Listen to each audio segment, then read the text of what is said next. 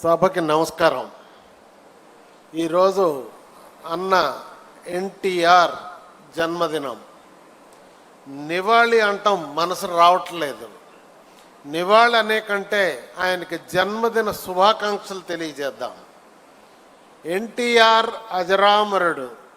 ఆయన ఆశయాలు సిద్ధాంతాలు కూడా అజరామరం. అందుకే ఎన్టీఆర్కి జోహార్ అంటూ అలవాటైంది మనకి. కానీ ఎన్టీఆర్కి జై ఎన్టీఆర్ అంటమే నిరంతరం బాగుంటుంది అనిపిస్తుంది. అలానే అన్నగారు శత జయంతి అంటే తెలుగు ప్రజలకి సంతోషం, స్ఫూర్తి కలిగించేటటువంటి సందర్భం.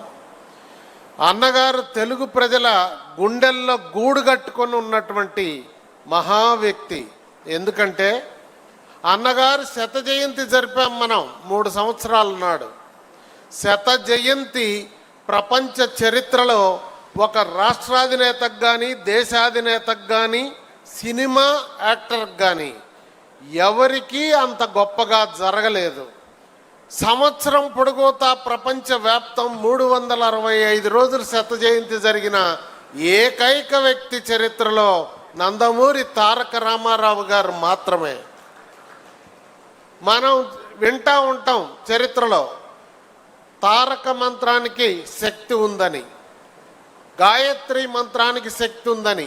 ఏమో మనకు తెలియదు. కానీ ఎన్టీఆర్ అనే 3 అక్షరాలను తలుచుకొని ఏ కార్యక్రమం ప్రారంభించినా విజయవంతమవుతుంది. బాబు గారు కూడా ఈ మాట చాలాసార్లు చెప్తూ ఉంటారు. మేము అది పాటిస్తూ ఉంటాం. అలానే ఎన్టీ రామారావు గారి భావజాలం ఈ రోజుకి అమల్లో ఉంది అని ఇప్పటిదాకా మాట్లాడినటువంటి వక్తలు కూడా చెప్పారు. ఆ పథకాలన్నీ 44 సంవత్సరాల క్రితం ఆయన ప్రవేశపెట్టిన పథకాలే ఈ రోజుకి అమలు జరుగుతూ ఉన్నాయి. భారత ప్రభుత్వం కానీ అన్ని రాష్ట్రాలు కూడా. పేదవాడికి పట్టడు అన్నం పెట్టకపోతే నాకు ఈ అధికారం ఎందుకు అన్నటువంటి పేదల పెన్నిది ఎన్టీ రామారావు గారు. ఆయన కాంగ్రెస్ యొక్క వృత్తి రాజకీయాలని నుంచి ప్రజలకు విముక్తి కలిగించటానికి, అలానే తెలుగువారి ఆత్మగౌరవ పరిరక్షణకు, స్వచ్ఛమైన పాలన అందించటానికి, పేదవాడి కనీస అవసరాలు తీర్చడానికే తెలుగుదేశం పార్టీని స్థాపించారు. ఆయన తెలుగుదేశం పార్టీని స్థాపించే నాటికి సినిమాల్లో దేదీప్యమానంగా అవకాశాలు ఉన్నటువంటి పరిస్థితి. కానీ ఆదాయాన్ని లెక్క చేయాల. ఈ కాలంలో చాలామంది అవకాశాలు పోయినాక రాజకీయాల్లోకి వస్తున్నారు. రామారావు గారు అది కాదు. జాతి ఆత్మగౌరవం కోసం, కష్టకాలంలో ఉన్నటువంటి మన వాళ్ళని ఆదుకోవటం కోసం వచ్చారు. వచ్చిందే తడవుగా చైతన్య యాత్ర చేశాడు. లక్షలాది మంది ప్రజల్ని వేలాది కిలోమీటర్లు రాత్రింబగళ్ళు చైతన్య రథంలో ప్రయాణించాడు. ఆ చైతన్య రథం మనం చూస్తే ఒక వెనకటి దూది పరుపు, ఒక బల్లా ఉంటుంది, ఒక కుర్చీ ఉంటుంది. వచ్చిన వాళ్ళతో మాట్లాడటానికి ఏసీ ఉండదు. ఏసీ లేని బస్సులో అన్ని రోజులు ప్రయాణం చేశాడంటే మీరు ఆలోచించండి ఎంత కఠోరమైనటువంటి శ్రమ చేశాడో. అంతేకాదు యువతని, మహిళల్ని, బీసీలని అందరినీ రాజకీయాల్లోకి ఆహ్వానించాడు. అధికారంలోకి 9 నెలల్లోనే పార్టీ పెట్టిన తర్వాత వచ్చినటువంటి ఏకైక రాజకీయ నాయకుడు అన్న ఎన్టీ రామారావు గారు. ఆ రికార్డు ఇప్పటికీ ప్రపంచ రికార్డే. అధికారంలోకి రాగానే కాలం చెల్లినటువంటి సాంప్రదాయాలను మొత్తాన్ని సంస్కరించాడు. పార్టీలో సంస్కరణలు తెచ్చాడు. పాలనలో గొప్ప సంస్కరణలు తెచ్చాడు. ఆదర్శంగా నిలిచాడు. మౌలిక సదుపాయాలు, మౌలిక సాంప్రదాయాలను గౌరవించాడు. తెలుగు భాషని, తెలుగు సంస్కృతిని ఆదరించాడు. పెద్దపీట వేశారు. ఆయన బౌద్ధ మతాన్ని ప్రేమించేవాడు. అందుకే హుసేన్ సాగర్లో ఏకశిల బౌద్ధ విగ్రహాన్ని ఏర్పాటు చేశాడు. ఈ మహానాడు అన్నటువంటి పదం బౌద్ధ భాషకి పరిభాషిక పదం. అందుకే ఆయన మహానాడు అని దీన్ని నామకరణం ఏ ముహూర్తాన్ని చేశాడో కానీ ఇది తెలుగు వారికి, తెలుగు జాతికి పండుగ రోజు అయిపోయింది. అలానే సమాజమే దేవాలయం, ప్రజలే దేవుళ్ళు, ప్రజాసేవకే నా జీవితం అంకితం అని చెప్పాడు. అన్న మాట అమలు చేసినటువంటి నిరూపించినటువంటి నాయకుడు ఎన్టీ రామారావు గారు. పేదరికం కోసం పేదల కోసం నిరంతరం పరితపించాడు. అట్లాగే పేదవాడి కోసం జీవించాడు. ప్రజల కష్టాల్లో పాలు పంచుకున్నాడు. సమాజాన్ని ప్రేరేపిస్తున్నటువంటి రుగ్మతలన్నిటికీ చికిత్స చేయటానికి అనేక సాహసోపేత నిర్ణయాలు తీసుకున్నాడు.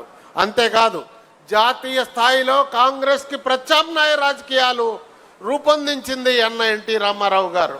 ఆనాడు ప్రజాస్వామ్య పరిరక్షణ ఉద్యమం కాంగ్రెస్ వాళ్ళు అప్పటికి 26 మంది ముఖ్యమంత్రులు భారతదేశంలో రద్దు చేస్తే తిరిగి అధికార పీఠం అధిష్ఠించిన వారు లేరు, జాతీయ పార్టీల వారైనా. అన్నగారు మాత్రం తిరగబడిన బెబ్బులిలాగా ప్రజల్లోకి వెళ్ళి నిరూపించుకొని మళ్ళా అధికారాన్ని కైవసం చేసుకున్న ఏకైక నాయకుడు ఎన్టీ రామారావు గారు. ఇక్కడ మీకు చెప్పాలా, దేశంలో 18 రాజకీయ పక్షాలను చరణ్ సింగ్ గారి నాయకత్వాన లెఫ్ట్ రైట్ బీజేపీ కమ్యూనిస్ట్ పార్టీలు అన్నింటినీ కూడా సమాయత్తం చేసి నడిపారు దేశవ్యాప్తంగా, రాష్ట్రంలోనూ. ఇక్కడ ఒక కీలకమైన అంశం మన నాయకుడు నారా చంద్రబాబు నాయుడు గారు పోషించారు ప్రధాన పాత్ర. ఆ రోజు 161 మంది ఎమ్మెల్యేలు మన పక్షానుంటే గవర్నర్ ఆఫీస్కి వెళ్తే అధికారంలో ఉన్న ముఖ్యమంత్రిని అరెస్ట్ చేస్తే అప్పుడు చెప్పారు, స్టేషన్కి వెళ్ళినప్పుడు చంద్రబాబు నాయుడు గారు 161 మందిని కూడా మీరు ఎఫ్ఐఆర్ ఇష్యూ చేయాలా, అరెస్ట్ చేస్తేనే మేము వెళ్తామని. ఆ ఎఫ్ఐఆర్ రిజిస్టర్ చేయగానే తెల్లారి పొద్దున 161 మంది ఉన్నారని బీబీసీతో సహా పత్రికాలోకం ప్రకటిస్తే అది మెజారిటీ ఉన్నవాడిని అన్యాయంగా తొలగించారని చెప్పేసి ప్రజా ఉద్యమానికి కారణం నారా చంద్రబాబు నాయుడు గారి కీలకమైనటువంటి నిర్ణయం. అంతేకాదు నంది హిల్స్లో నెల రోజులు కట్టుబట్టలతో వెళ్ళి ఎమ్మెల్యేల మొత్తాన్ని కూడా కాపాడి తిరిగి రుజువయ్యేంత వరకు ఇంటికి తిరిగి రాకుండా పోరాడినటువంటి పట్టుబదలని విక్రమార్కుడు, అపర చాణక్యుడు మన చంద్రబాబు నాయుడు గారు. అయితే నిస్వార్థం, ప్రేమ, దయ, త్యాగం ఎన్టీఆర్ సొంతం. అందుకే ఆయనని మనం తలుచుకుంటాం, అభిమానిస్తున్నాం. అభిమానులందరికీ ఆయన పేరు చెబితే పూనకం వస్తుంది. అందుకే ఎన్టీఆర్ ఏది చేసినా సంచలనం. ఈ భూమిపై ఆయన నడియాడటం మన అందరి యొక్క అదృష్టం. ఆయన తెలుగువాడు కావటం మనకి గర్వకారణం. ఆ మహనీయునికి జాతి ఎంతో రుణపడి ఉంది. ఆయన స్ఫూర్తి మన్ని నిరంతరం ముందుకు నడిపిస్తూ ఉంది.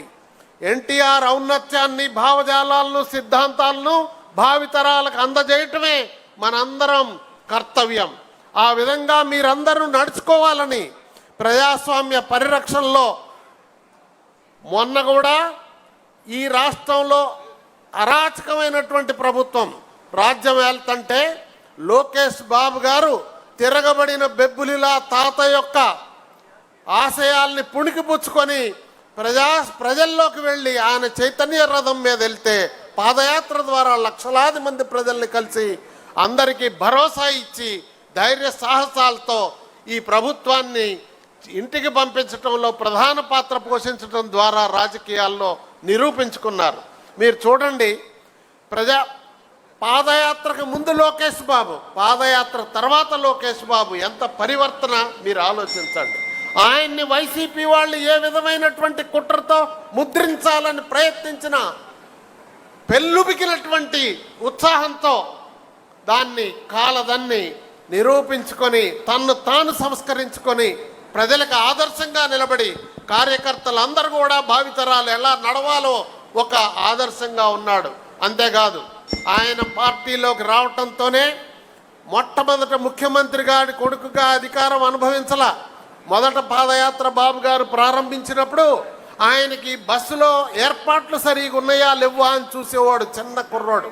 అప్పుడు నేను అడిగా, బాబు నీకు ఇంట్రెస్ట్ ఉందా అంటే నవ్వాడు. పాదయాత్ర చేస్తావా అంటే నాకు వద్దన్నా అన్నాడు. ఆ తర్వాత ఆయనకి సపర్యర చర్యలు చేశాడు. అధికారం మనం కోల్పోయాక బ్యాక్ ఆఫీస్లో ఉండి స్టాన్ఫర్డ్ యూనివర్సిటీ కుర్రవాడుగా బాబు గారికి అండదండలుగా పార్టీ కార్యక్రమాల్లో ఉండేవాడు. అధికారం వచ్చిన తర్వాత పిఆర్ మినిస్టర్ ఇస్తే ప్రపంచంలోనే ఎక్కడా పేదవాళ్ళకి లేని విధంగా 26,000 కిలోమీటర్ల రహదారులు పేదోడి ఇంటి ముందు వేసి ఒక చరిత్ర సృష్టించాడు. ఇప్పటికీ అక్కడ జరగట్లేదు ఇలాంటిది. అలానే ఈరోజు ఐటీ మంత్రిగా బాధ్యత ఇస్తే పరిశ్రమలు ఈరోజు భారతదేశంలో 100 రూపాయలు వస్తే 23 రూపాయలు. చంద్రబాబు నాయుడు గారి బ్రాండ్, లోకేష్ బాబు గారి కఠోర శ్రమ ద్వారా నిరంతరం యువతకి ఉపాధి కల్పన, 20 లక్షల మంది యూత్కి ఉపాధి కల్పించాలా, ఉద్యోగాలు ఇవ్వాలనే సంకల్పం ప్రపంచ చరిత్రలో ఏ పార్టీ ఇంత భుజస్కంధాన వేసుకోలేదు. ఇది నెరవేరుతుందని ఆ విధంగా ఈ పార్టీకి బాబు గారి తర్వాత, అన్నగారి తర్వాత బాబు గారు ఏ విధంగా అయితే దీని ఖ్యాతిని ప్రపంచంలో నిలబెట్టగలిగారో అలానే లోకేష్ బాబు గారు కూడా భావితరాలకి నాయకత్వాన్ని అందించే సమర్థుడని, శక్తి ఉందని, ఆ విధంగా వారికి భగవంతుడు శక్తి ప్రసాదించాలని మనస్ఫూర్తిగా కోరుకుంటూ ఈరోజు ఈ అవకాశం ఇచ్చిన మీ అందరికీ హృదయపూర్వక ధన్యవాదాలు తెలియజేస్తూ సెలవు తీసుకుంటున్నాను. నమస్కారం.